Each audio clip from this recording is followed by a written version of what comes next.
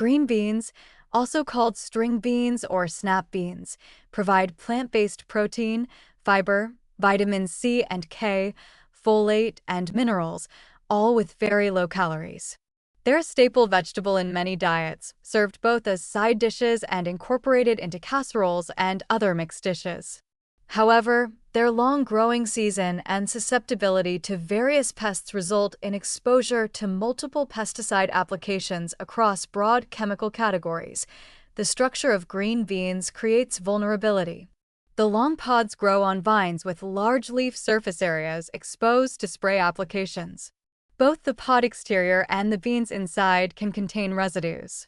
Unlike vegetables where you discard the outer portion and eat only the interior, with green beans you consume the entire pod, maximizing your exposure to surface residues, bean beetles, aphids, spider mites, and various fungal diseases affect green bean crops throughout the growing season.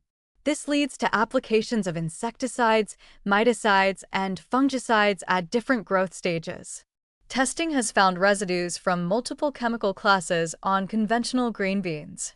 The tender texture and high water content seem to facilitate absorption of pesticides into the pod tissue. The distinction between fresh and frozen green beans is significant. Commercially frozen green beans undergo blanching before freezing, which involves brief immersion in boiling water. Research suggests this blanching process can reduce some pesticide residues, particularly surface contamination. Frozen beans may therefore have lower residue levels than fresh conventional beans.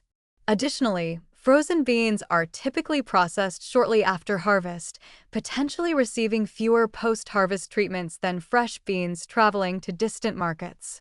Imported fresh green beans available during winter months in northern climates raise additional concerns. These typically come from Mexico, Central America, or South America and may have been treated with pesticides that face stricter regulation in domestic markets.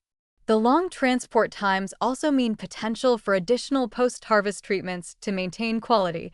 Canned green beans present another alternative. The canning process involves high heat that can break down some pesticide residues, though it also reduces nutrient content compared to fresh or frozen. The trade-offs become complex, potentially lower pesticide residues, but also lower vitamin content and the addition of sodium in most canned products. Cooking methods affect both pesticide residues and nutrient retention. Boiling green beans in water may allow some water-soluble pesticides to leach into the cooking liquid, which you typically discard. However, boiling also leaches water-soluble vitamins. Steaming retains more nutrients, but doesn't reduce pesticides as effectively. Roasting or sautéing provides good flavor and nutrient retention, but minimal pesticide reduction. For practical guidance, consider sourcing strategically. During summer months, domestic fresh green beans are at their peak availability and often most affordable. This is when organic options are most accessible at reasonable prices. The organic premium for fresh green beans typically runs 40 to 70%, which on a vegetable that's already inexpensive in season represents a manageable cost increase. For year-round consumption, organic frozen green beans offer good value.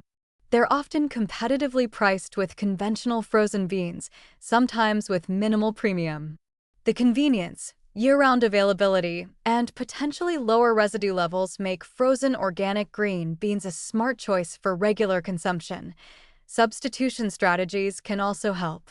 Snap peas and snow peas provide similar culinary functions and nutritional profiles with potentially different contamination patterns. Edamame, young soybeans in pods, offers higher protein content with different pest pressures and pesticide profiles. Rotating among these options provides dietary variety while distributing contamination risk for vulnerable populations, particularly children who often consume green beans regularly as one of the more acceptable vegetables. Prioritizing organic makes sense. The combination of frequent consumption, broad pesticide use in conventional production, and children's higher vulnerability to chemical exposure justifies the organic investment.